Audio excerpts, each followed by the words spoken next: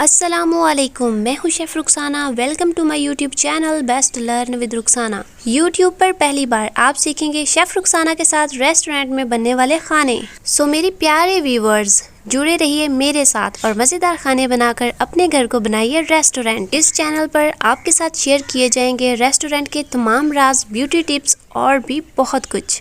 तो जुड़े रहिए बेस्ट लर्न विद रुखसाना के साथ। तो अब चलते हैं ज़रा रेसिपी की तरफ। चिकन कोफ्ता रेसिपी मैं आज आपको बनाना सिखाऊंगी। आज मैं आपको बताऊंगी कि आप अपने घर में चिकन कोफ्ता रेसिपी इजीली कैसे बना सकते हैं। आज मैं आपको ये भी बताऊंगी कि अगर आप कोफ्ते बनाते हैं तो आपके कोफ्ते टूट क्यों जाते हैं, और अगर टूटते नहीं हैं तो वो हार्ड क्यों हो जाते हैं। तो आज मैं आपको हर चीज़ के बारे में क्लियरली बताऊँगी, इसीलिए वीडियो को फुल वॉच करें ताकि आपको क्लियरली हर चीज़ के बारे में समझा सकूँ। तो सबसे पहले आप मेरे चैनल को सब्सक्राइब कर लीजिए, वीडियो को लाइक कर दीजिए और अपने फ्रेंड्स और फैमिली में भी शेयर कर दिया करें वीडियो। सो मेरे प्यारे प्यारे स्वीट व्यूवर्स, मुझे आपकी सपोर्ट की ज़रूरत है। मुझे फुली सपोर्ट कीजिए ताकि मैं आपके साथ न्यू रेसिपीज़ शेयर कर सकूं। सो इसीलिए प्लीज़ मेरे चैनल को सब्सक्राइब कर दीजिए। चलिए रेसिपी स्टार्ट कर लेते हैं।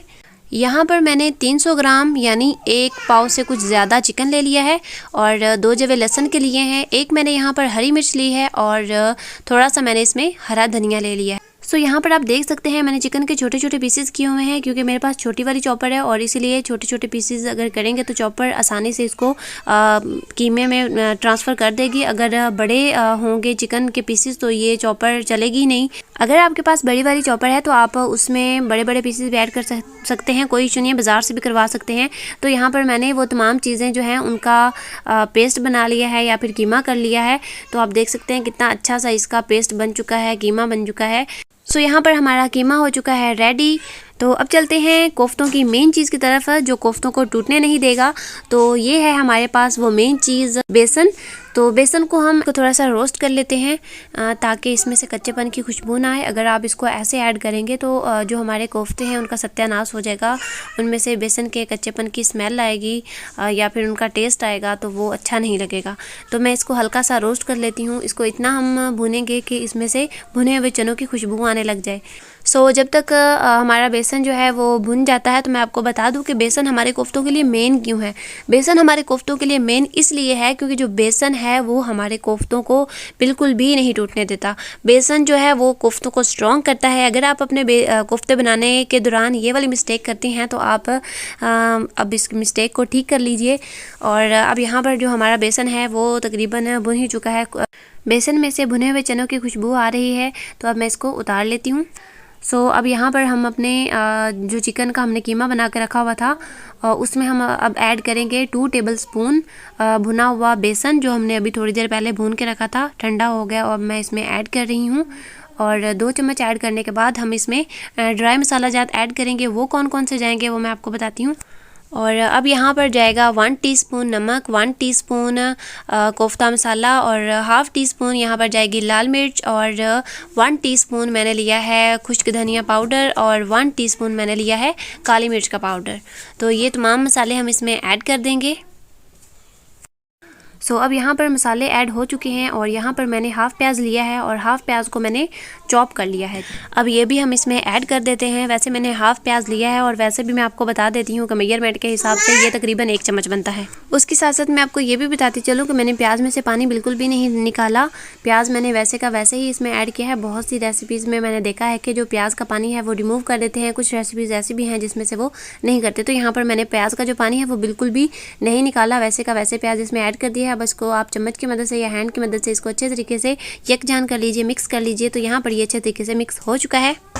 तो अब यहाँ पर हमारा बैटर रेडी हो चुका है। अब हम कोफ्ते बना लेते हैं। तो सबसे पहले मैं अपने हैंड्स को ऑयल के साथ ग्रीस कर लेती हूँ और 1 टेबलस्पून के अगर हिसाब से आप बनाना चाहती हैं तो आप उसके हिसाब से बना लें। तो मैं यहाँ पर 1 टीस्पून के हिसाब से कोफ्ते बना रही हूँ, तो उसके हिसाब से वो इक्वल बनेंगे, बड़े छोटे बिल्कुल भी नहीं होंगे। तो 1 टीस्पून के हिसाब से मैंने बैटर ले लिया है और इसको ऐसे रोल करेंगे, इसको कोफ्ते की शेप देंगे गोल सी।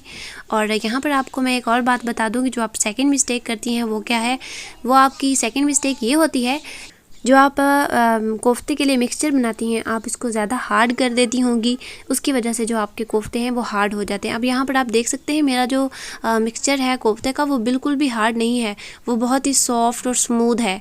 तो इससे जो कोफ्ते हैं वो बिल्कुल भी हार्ड नहीं होंगे। अगर आपका जो बैटर है, मिक्सचर है, वो हार्ड होगा तो आपके कोफ्ते डेफिनेटली हार्ड होंगे। तो ये सेकंड मिस्टेक है, अगर आपसे ऐसा कुछ होता है तो आप उसे ठीक कर सकती हैं।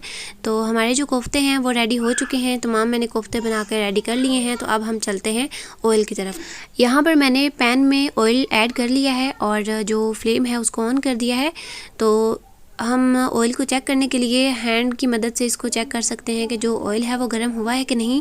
अगर आपको ऐसे ना पता चले तो आप इसमें एक कोफ्ता ऐड कर दें तो आपको पता चल जाएगा। सो हमारा ऑयल गर्म हो चुका था तो मैंने इसमें अब कोफ्ते ऐड करना शुरू कर दिए हैं। तकरीबन मैं इसमें सारे कोफ्ते ऐड कर दूंगी क्योंकि 300 ग्राम कुछ ज़्यादा मिक्सचर नहीं होता है, तो इसलिए मैं एक ही दफ़ा में सारे कोफ्ते इसमें ऐड कर दूंगी।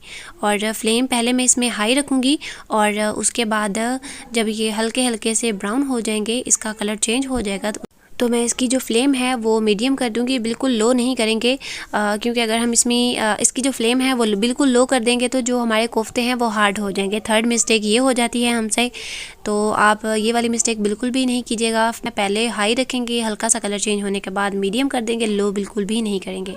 तो अभी कोफ्तों के नीचे जो फ्लेम है वो हाई है और कोफ्तों ने कलर चेंज कर लिया है। एक साइड से हल्का सा लाइट कलर आ चुका है, तो मैं फोक की मदद से तमाम कोफ्ते जो है उनकी साइड चेंज कर दूँगी। तो यहाँ पर तमाम कोफ्ते जो है उनकी मैंने साइड चेंज कर दी है और दूसरी साइड से भी हम लाइट ब्राउन कलर आने तक इसको पकाएंगे। सो अब कुछ ही देर के बाद तकरीबन इसका कलर जो है वो चेंज हो चुका है। अब मैं फ्लेम को मीडियम कर दूंगी। तो अब मीडियम फ्लेम पर तकरीबन 5 मिनट के बाद इनका जो कलर है वो चेंज हो चुका है और आपको नज़र आ रहा होगा हल्के हल्के बबल्स बन रहे हैं, तो इसकी फ्लेम जो है वो मीडियम है। तो अब इनका कलर देख लेते हैं कि वो चेंज हुआ है कि नहीं। तो इसका कलर जो है वो अच्छे तरीके से चेंज हो चुका है, ये ब्राउन हो चुका है। तो अब इसकी जो साइड है वो चेंज करके तकरीबन 5 मिनट के लिए मीडियम फ्लेम पर हम इसको पकाएंगे। तो दूसरी साइड से भी इसका ऐसे कलर आने तक हम इसको पका लेते हैं। तो कोफ्तों को यहाँ पर 5 मिनट हो चुके हैं। अब यहाँ पर तमाम कोफ्ते मैं निकाल लेती हूँ। सो जो मेन प्रोसीजर था वो तो हो चुका है डन। और अब यहाँ पर मैं आपको बताती हूँ कि जो उसकी भुनाई है वो भी काफ़ी लंबी चौड़ी है। और यहाँ पर मैंने हाफ़ कप ऑयल ले लिया है और एक मैंने मीडियम साइज़ प्याज ले लिया है, उसको मैंने चॉप कर लिया है अच्छे तरीके से और उसको मैंने ऑयल में ऐड कर दिया है और इसका लाइट ब्राउन कलर आने तक इसको पकाऊंगी। ये जो प्याज हैं चॉप्ड किए हुए, ये थोड़ा सा कलर लेने में टाइम लेते हैं, तकरीबन 7 से 8 मिनट लग जाते हैं इसका कलर जो है वो ब्राउन होने तक। सो यहाँ पर इसका लाइट ब्राउन जो है वो कलर हो चुका है और अब मैंने इसमें 1 टेबल स्पून ज़ीरा ऐड कर दिया है। इसे हल्का सा रोस्ट कर लेते हैं और इसे रोस्ट करने के बाद मैं इसमें मैंने 3 टमाटर ले लिए थे और उनका मैंने पेस्ट बना लिया था, वो इसमें हमने ऐड कर दिया है और इसको भी भूनते हुए तकरीबन हम लोगों को 10 से 12 मिनट लग ही जाते हैं। तो इसकी भुनाई जो है वो काफ़ी लंबी हो जाती है, बाकी कोई इशू नहीं है। सो मैं यहाँ पर वीडियो की थोड़ी सी स्पीड बढ़ा देती हूँ। तो अब यहाँ पर 10 से 12 मिनट हो चुके हैं और यहाँ पर मैंने 1 टीस्पून अदरक और लहसुन का पेस्ट ऐड कर दिया है। आप चाहें तो आप इसको प्याज के बाद में भी ऐड कर सकते हैं और उसके बाद टमाटर ऐड कर सकते हैं, ये इतना बड़ा इशू नहीं है, इसे आगे पीछे कर सकते हैं। तो अब यहाँ पर मैंने इसमें ऐड कर दिया है अदरक लहसुन का पेस्ट और इसे भी तकरीबन 3 से 4 मिनट के लिए मज़ीद भूनूंगी। सो यहाँ पर मसाला भून चुका है और इसका कलर भी देखिए कितना ज़बरदस्त हो गया है। तो यहाँ पर अब ड्राई मसाले ऐड कर लेते हैं। ड्राई मसालों में मैंने लिया है 1 टीस्पून लाल मिर्च का पाउडर, 1 टीस्पून काली मिर्च और 1 टीस्पून मैंने कोफ्ता मसाला ले लिया है और हाफ़ टीस्पून हल्दी ले ली है, वो कोफ्ते मसाले के नीचे ही है। और उसके बाद मैंने लिया है हाफ़ टीस्पून नमक ले लिया है, 1 टुकड़ा दालचीनी का, 1 बड़ी इलायची ले ली है और 3 से 4 मैंने लौंग ले ली हैं। ये तमाम मसाले हम इसमें ऐड कर देंगे।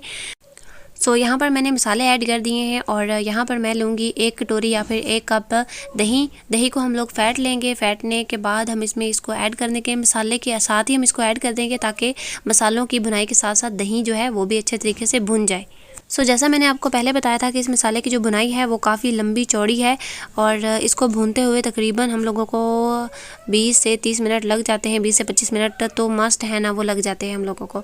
तो अब यहाँ पर लो टू मीडियम फ्लेम पर, ज़्यादा हाई फ्लेम पर हम इन मसालों को नहीं भूनेंगे, मीडियम फ्लेम ही रखेंगे और इसको अच्छे तरीके से हम इत्मीनान से प्यार से भूनेंगे। जितनी देर लगेगी मसाले को भूनने में उतना ही इसमें लज़्ज़त और जायका पैदा होगा।